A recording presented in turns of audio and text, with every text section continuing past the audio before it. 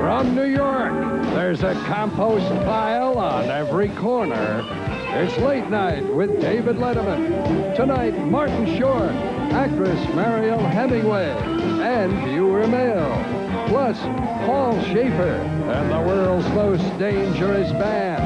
And now, a man who you remember as the real neat one from The Odd Couple, David Letterman.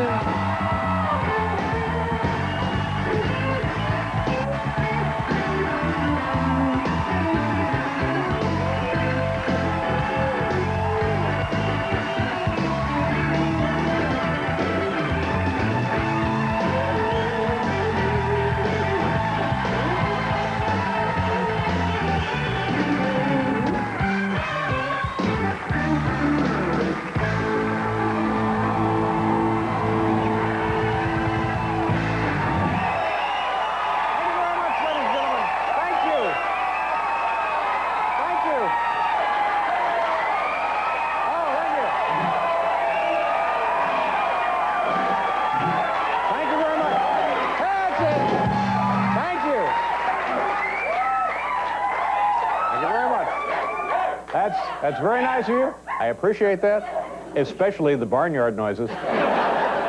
Welcome to the show today, ladies and gentlemen. I don't know if you know this or not, but how time flies. It was 1 year ago today that Iraq invaded Kuwait.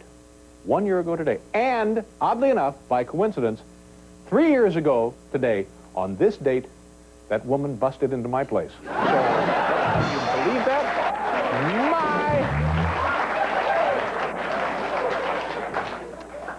Good news, ladies and gentlemen. Israel has said yes to a Middle East peace conference, but there are some conditions, and one of the conditions is that Yasser Arafat must get himself, quote, freshened up, unquote. So that's, if he complies with that, then we're off and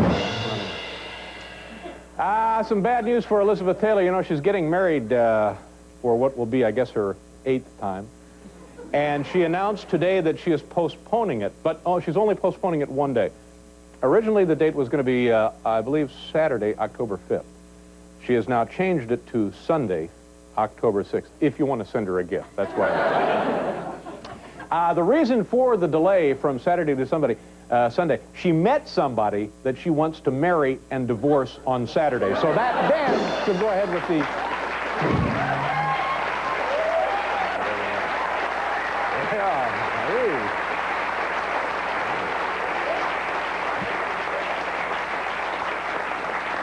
You know, ladies and gentlemen, this is the show for you.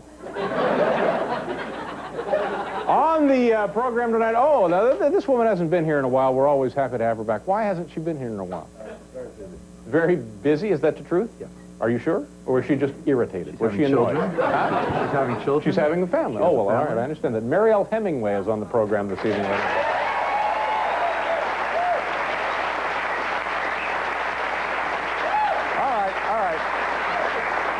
And also, I guess, just about the funniest man in the world, Martin Short, is here. Now, your friend Paul Schaefer. Yeah, boys.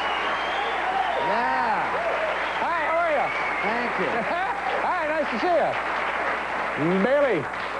No, David, looking at the lineup for tonight's show makes me think about schedules and how nutty they are. Yeah.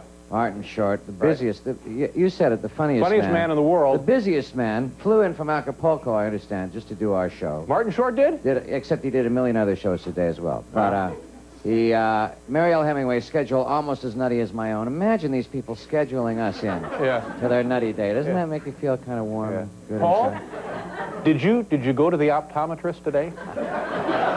Listen. You know the story with these glasses. These are NBC-provided glasses, and I'm wearing them for a special reason that you know about. Oh, yeah, that's right. I thought maybe you had drops in or something. Well, whatever I have, I have. last night I couldn't sleep. I got no sleep at all last night. It was one of those nights I'm tossing and I'm turning, and I don't know why, because I'm exhausted. But that's usually the way it is. When you want to go to sleep, you're exhausted, and when you're well-rested, you can go to sleep. Oh, well, that's not important. No, yeah. That's anyway, right. so I'm up, and I'm going to work on the TV, and I come across the ESPN. Great. ESPN is just the best. At 3 in the morning, inside the PGA. Oh, yeah. Yeah. And it's like a half hour of golf information. And I learned something, I think, very exciting. What is that? Golf is more fun if you play by the rules. Wow. You know, that makes so much sense, now that I think of it. Yeah, actually, my assistant Rose told me that a couple of weeks ago, right over there. Hey, take a bow, Rose. They seem to love it. Take a bow, Rose. Yeah, that's it.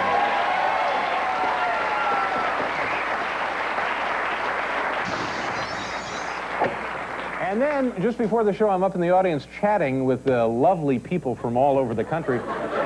And a woman says, who is the person who cuts your hair the same person who picks out your ties? Now, see, I know an insult. I could smell an insult. And so I said to her, well, why? And she said, well, I think I could do better both ways. And I said, well, let me see an example of the work you do. Thinking, well, I've got her there. She turns around and she points to this guy and she says, look, I cut his hair. And frankly, no offense, sir, no offense to anybody, the guy looks like a new hair.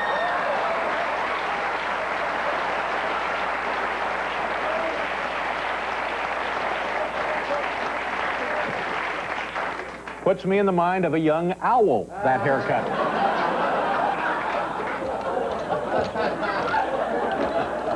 Hey, it's, you know, it's just in fun. No, you look great. You're really good.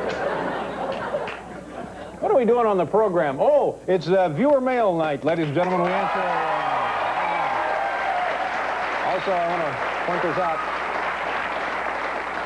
If you're coming to New York City and you can't get tickets for the big show, we're on Jumbotron tonight, Paul, in Times Square. Oh, we are? That big, huge Sony television set in Times Square. So we're being broadcast out there right now? This very minute, we're on. How do we know Times that? Square, well, we set up the deal. I see. And it's on one of these blue cards. The deal has been made. That's to be true.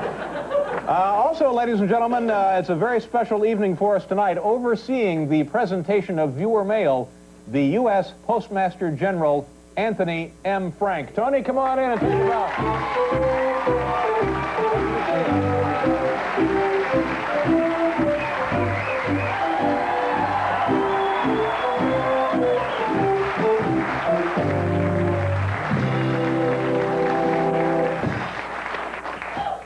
You're really coming along with that stamp glue. I appreciate it. Thank you.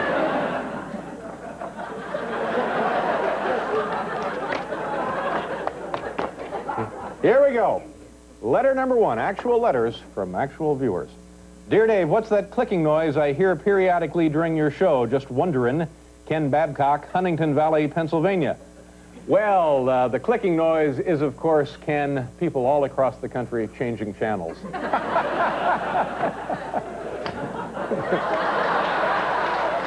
The Postmaster General.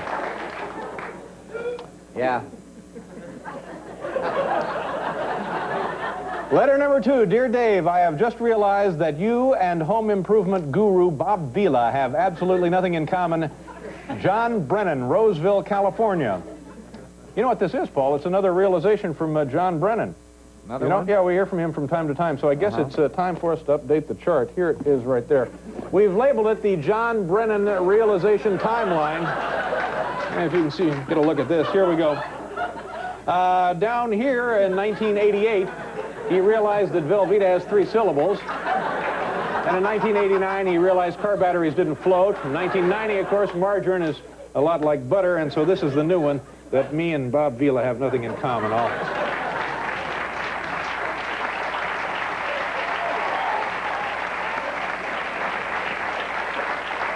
Would you mind licking that for me?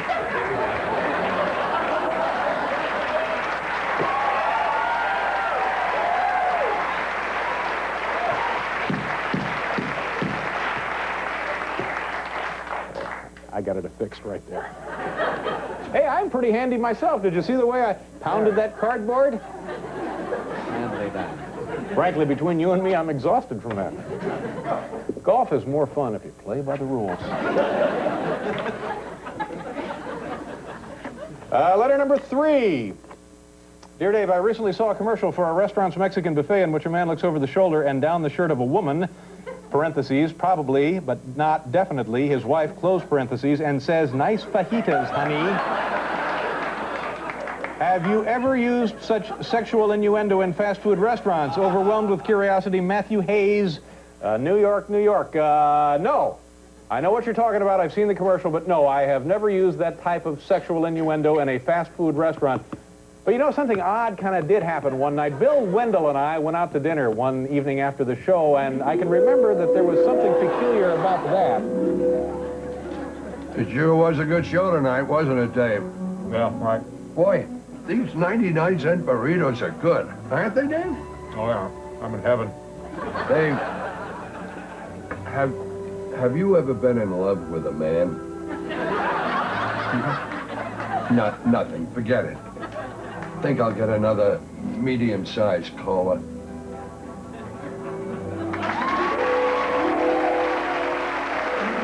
Postmaster General.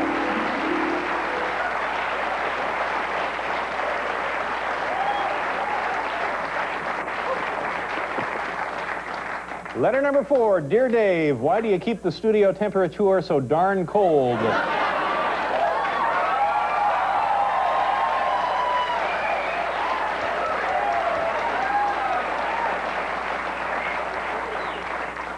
Because the audience gets in for free.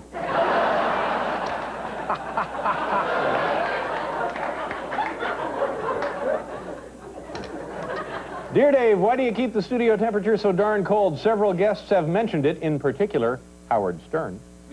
So, tell me, Dave, what's the deal with your comedy in a meat locker type atmosphere? Inquisitively yours, Mark Bernosky, New Britain, Connecticut. Well, Marty, by gosh, you're a perceptive guy. You hit it right on the head. Here, let me show you why we keep things so cold here. We really like to keep it as chilly as we possibly can. Actually, right down around freezing if that's possible. Whoa, geez, my God.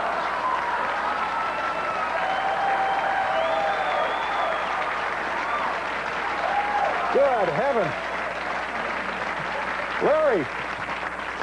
Larry, what the hell are you doing there? I'm trying to take a nap here. And take your hands off, Jeffrey. Oh, I'm sorry. The Postmaster General is here, by the way. Don't let this get infected. Okay, there it is.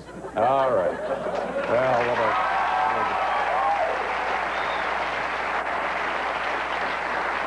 That it? That's the viewer mail.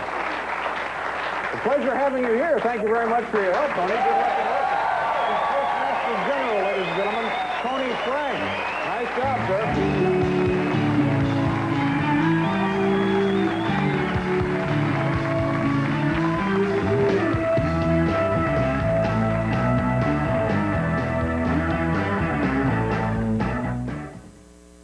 Show so much better when we have one of our government officials here. Oh, yeah.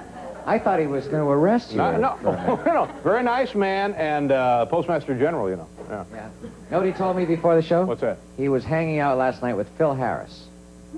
The Postmaster General, I'm telling you the truth. Is that right? Yeah. You know, Phil Harris is from Indiana. That's right. He's from the hometown of my grandparents. What town and is my mom and dad were from the same hometown. Uh-huh. Yeah. Which is what? What town is that? What? Oh, Linton. L-I-N-T-O-N. Mm-hmm. Yeah. Do you know who the first Postmaster General was? In the United States ever? Yeah. No, who was it? Weeb Eubank. Made that up. You made that up, totally. Yeah, I did. I made it up. Because I didn't know, and then it's so, but when you hear the answer, you feel so stupid, and Morty came in and told me, and I said the same thing, Weeb Eubank, and he said, no, and then told me, and when I heard the answer, I felt dumb. Don't you want to know the answer? Fair enough. No, it isn't Weeb Eubank. No! Oh, I thought... Oh, well, who? Okay. Excuse me. Who is? No, who was the first ever? Franklin. Benjamin Franklin. Really? Will knew that. Will Did you know that, Will? And I said, you're nuts. I didn't say it when he told me. All right. Okay. Just work hard and get a good grade on the test. We'll talk about it later. Golf is, huh? The top 10 list tonight from the home office in Lebanon, Pennsylvania. Thank you.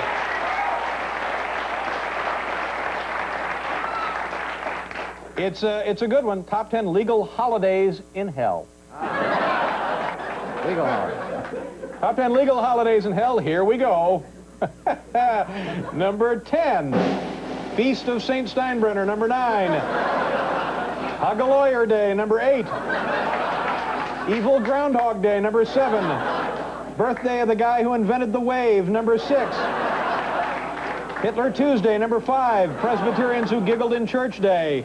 Number 4, Monday after the 4th of July if the 4th falls on a weekend. Well, that seems reasonable enough. Number 3, Honda Deal-a-thon Days. Number 2, All-Star Softball Game with Purgatory. And the number 1 legal holiday in hell, Saddam Appreciation Day. There, that's it.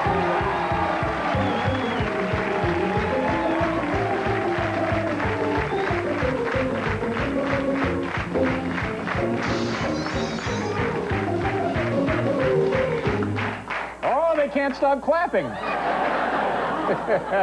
Is that holiday for strings? For strings. Yeah, and people go nuts. Who would have thought? Be very careful when and where you play that. I won't abuse it, sir. Hi! Welcome back to the big program, ladies and gentlemen. Mariel Hemingway will be out here in a minute. Here's the Jumbotron. Look at this. This is a miracle. While we're doing this right now, look, there's Martin Short on Times Square on the big Jumbotron. Hey. Unbelievable, isn't it? And look, here I am, Paul, and look at this, and no one seems to be paying attention. Well, it's empty out there. So it's just like being in the studio. It's the miracle of Jumbotron, ladies and gentlemen. I'm not kidding you. One day, all television will be like this.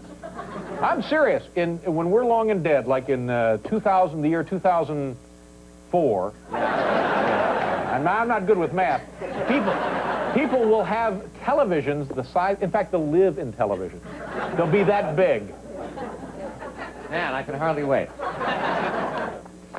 Man, it's beautiful today here in New York, wasn't it? It was a fabulous day today. Still beautiful. Hey, you know what? Let's go. You want to go somewhere? Let's go for a drive. Go out now? You want to go for a drive? You and me? Yeah, let's go. Right in the middle of the show? Yeah. I'll be right back. We're going for a drive. Hey, good thing you have those sunglasses on. Well, we're going for a drive. We'll be right back. Come on, Paul, hurry up. Here we go. Come on. Here we go. We're going for a drive.